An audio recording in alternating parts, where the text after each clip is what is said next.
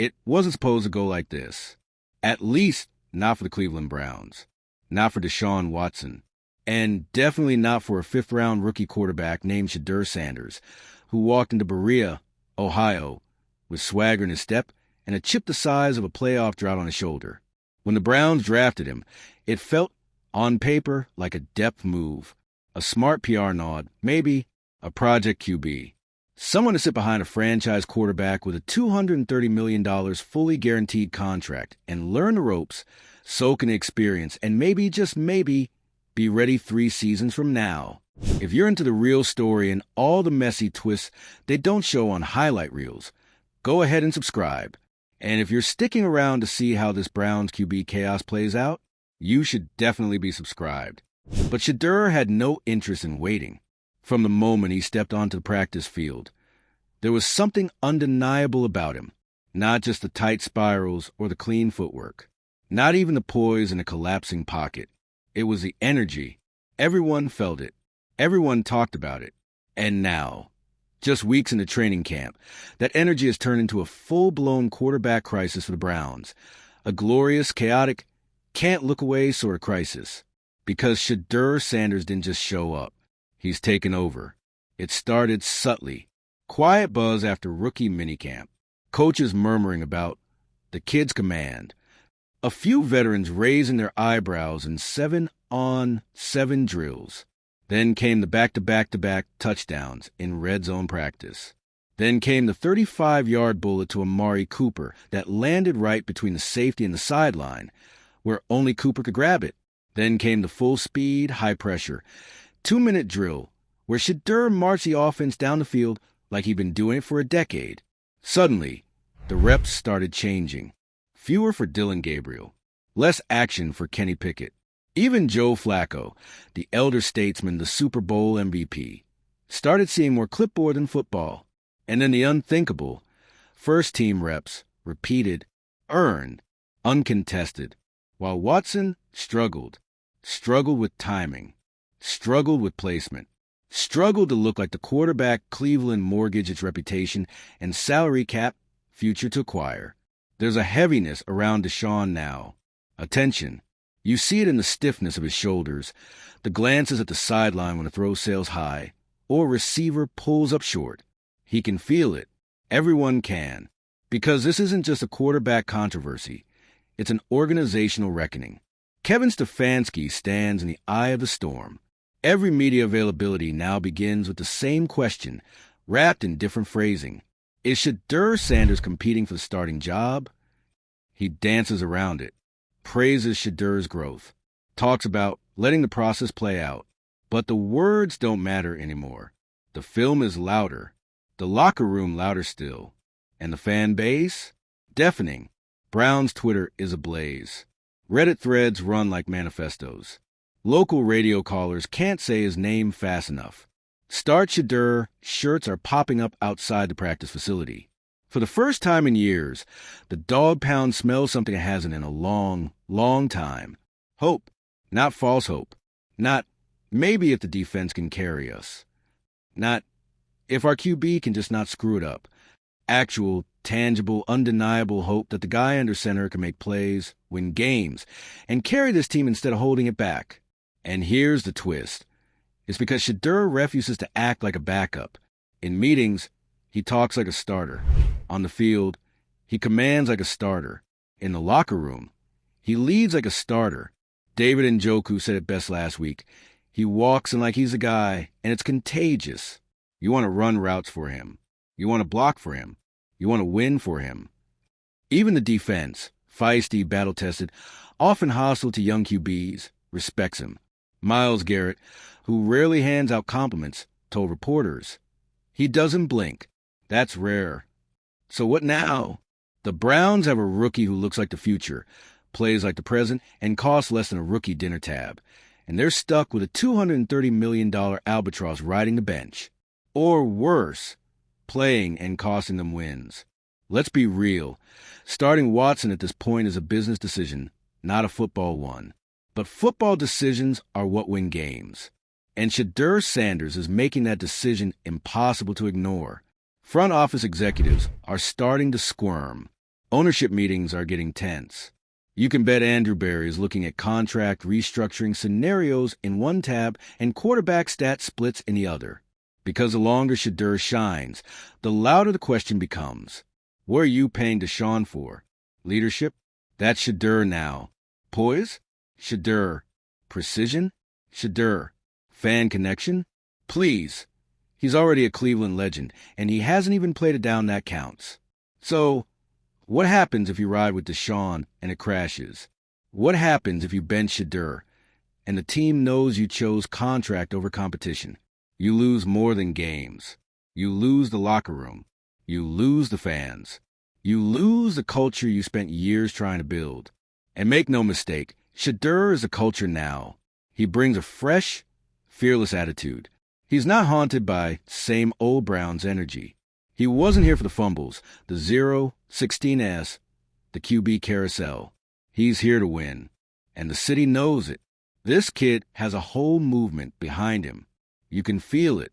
Every time he steps onto the field, it's like Cleveland collectively holds its breath, not out of anxiety, but anticipation. Because this isn't just about football anymore. It's about identity. The Browns have been defined by dysfunction for too long. Quarterback controversies, draft busts, PR disasters, all of it. But now they've got a chance to define themselves by something else. A rookie with ice in his veins and fire in his heart. And if Stefanski, Berry, or Haslam are bold enough to pull the trigger, this might be the start of something Cleveland hasn't had in forever. A franchise quarterback who chose them, wants them, and can actually lead them. No more Band-Aids. No more excuses. No more development years. Shedeur Sanders is ready. And he's not just knocking on the door anymore. He's broken the damn thing down. So here we are. The decision looms. Do the Browns play it safe and protect the contract? Or do they take the leap and unleash the rookie who's already owned training camp, won over the team, and set fire to the city's expectations? Either way, one thing's clear. This is Shedeur's team now. And the longer you wait to make it official, the more you risk letting the best thing to happen to Cleveland football in years slip through your fingers. So what's it going to be? Your move, Cleveland. The whispers are turning into roars. Every throw, every rep, every practice snap Shedeur Sanders takes under center is a direct shot at the carefully constructed illusion that Deshaun Watson is still the uncontested face of the Cleveland Browns.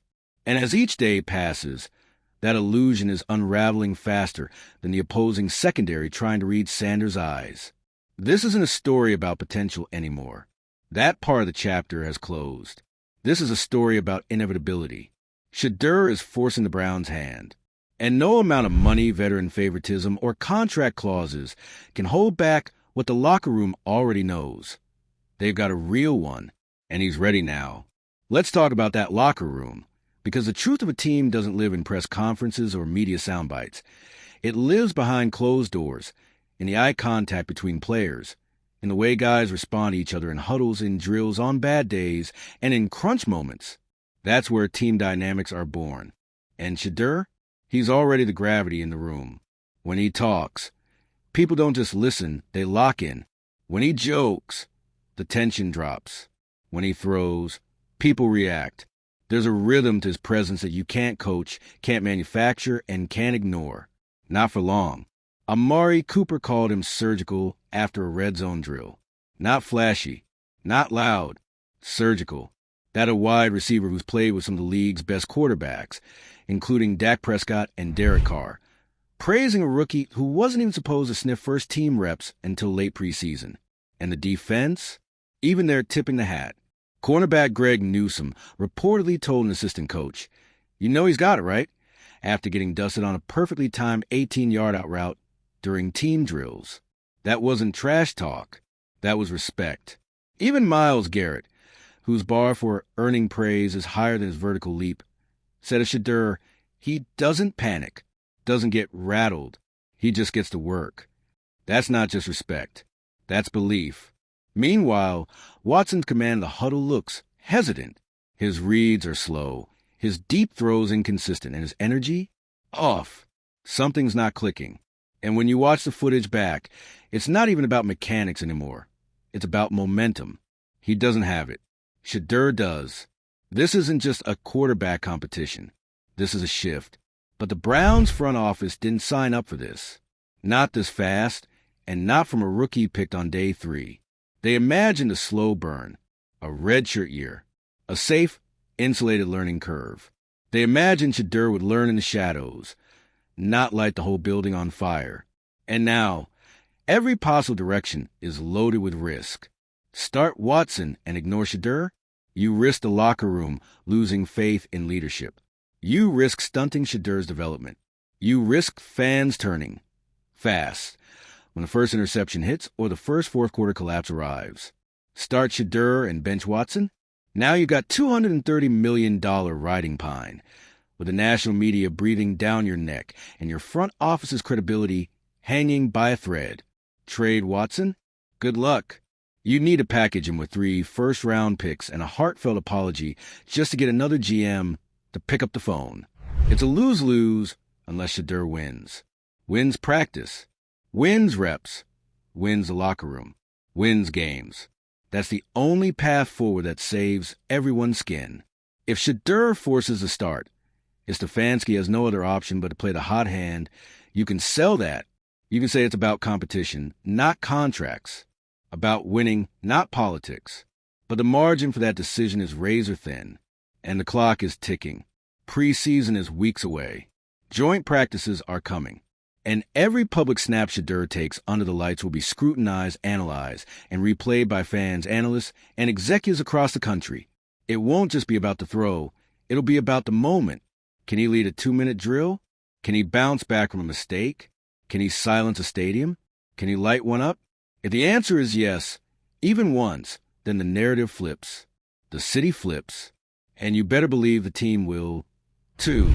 Because here's the hard truth about football. Players know before coaches do. And coaches know before fans ever catch up. The Browns players? They already know. You can hear it in the sideline chatter. You can see it in who they dap up after plays.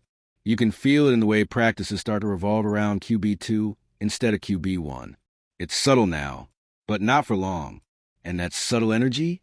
That's what makes Shedeur different. He's not blowing the doors off practice with 70-yard bombs or juking linebackers into next week. He's carving the fences up like it's surgery. Again, that word. And he's doing it with purpose, with calm. And he's doing it without the playbook being dumbed down. He's not getting the rookie install package. He's running the same progressions, the same checks, the same audibles, and making fewer mistakes than guys who've been in the league for years. That's terrifying if you're Deshaun Watson, because there's nothing more threatening to an underperforming starter than a young guy who not only knows the playbook, but makes it look easy. And Shedeur is making it look way too easy. Let's pause for a second and acknowledge the weight of all this. We're not just talking about a quarterback battle. We're talking about a potential franchise reset. If Shedeur Sanders continues on this path, we're witnessing the moment when the Browns accidentally found their future, when a calculated PR-friendly pick turned into the leader of the next generation. Think about what that means. The Browns could finally have a quarterback who brings talent, leadership, humility, and confidence without drama, scandal, or baggage. A quarterback who galvanizes a city instead of dividing it. A quarterback who commands respect, not headlines. A quarterback who believes in earning the spot, not being handed it. And all he needed was a chance. That's the magic of Shedeur Sanders. He didn't walk in with demands. He didn't throw his name around like a resume. He just showed up, worked, and let the film do the talking. And now it's screaming. The question is, will the Browns listen? Will Kevin Stefanski, already coaching for his future, have the guts to start the kid and ride the lightning? Will the front office swallow their pride, bench the biggest financial gamble in NFL history, and back the guy who's actually winning the job? Or will they blink? Will they protect the investment instead of protecting the locker room? Will they play it safe? Because the safest thing might just be the boldest choice of all. Starting Shedeur Sanders. Letting the future begin now. No more contracts. No more noise. Just football. And right now, Shedeur is playing the hell out of it. Here's the truth. This isn't just a quarterback controversy. It's a culture war. Because what Shedeur Sanders represents isn't just a new face under center. He's a shift in everything the Browns thought they were building. He's not just replacing Deshaun Watson on a depth chart. He's challenging the entire infrastructure on the field, in the locker room, and in the executive offices upstairs. And nobody is comfortable. Front office suits are whispering in hallways. PR handlers are refreshing Twitter every 10 seconds. Stefanski walks into every press conference like he's defusing a bomb. And Deshaun, his body language says more than his stat line ever could. He knows. Everyone knows. The energy around this team has changed, and the guy changing it wears number 5. But let's backtrack a second, because Shedeur didn't just walk into this with a golden ticket. He didn't enter the building with chosen one energy. He came in humble, headphones in, head down, doing the work. And that's what's made the difference.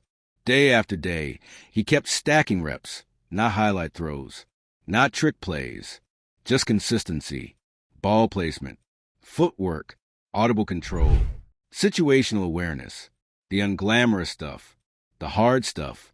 And here's the kicker. He wasn't supposed to get those reps in the first place. Originally, he was only getting scout teamwork, reps thrown in to help the defense simulate opposing QBs. But the moment he started hitting throws the starters were missing, everything changed. Quietly at first, he'd run a set of plays. Then he'd get one more. Then 2. Then suddenly, the coaches were whispering, "Let's see what the kid can do with the ones." The rest is becoming NFL folklore in real time. He steps in for a red zone drill. No warm-up, no prep, no cushion, and completes 4 straight passes. One a laser to Cooper across the middle. One a perfectly lofted corner to Cedric Tillman. Then he caps it off with a back-shoulder touchdown to Njoku that makes the entire sideline erupt. And that's the moment the shift happens. The moment you can feel the tide changing. Because that wasn't just a clean series. That was a statement. It wasn't, "I can hang." It was, "I belong." Since then, the dominoes haven't stopped falling. Teammates who used to shrug when reporters brought up Shedeur now nod like they've seen something. Position coaches are scripting more of the game plan around his style. Receivers are staying after practice to run extra routes. With him, not Watson. This is what a takeover looks like. Quiet, relentless, unstoppable. And while Shedeur keeps balling, Watson keeps slipping. Every underthrown deep ball, every panic check down, every muffled post-practice presser. It all feels heavier now. Not because the mistakes are worse, but because they're being compared. Watson's ceiling used to be elite. Now it feels like the roof is caving in. And let's not sugarcoat it. This isn't just about football. This is about trust. You can forgive bad throws. You can't forgive bad leadership. You can't forgive shrinking in big moments.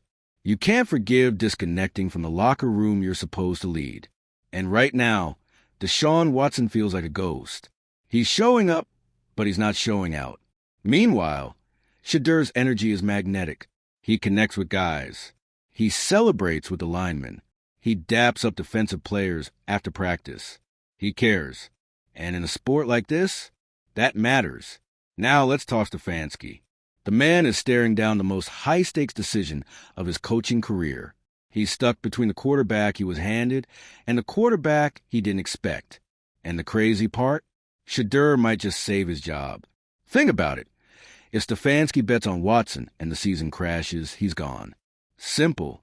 But if he takes the leap with Shedeur and the kid delivers, even 70% of the way, suddenly Stefanski looks like a genius.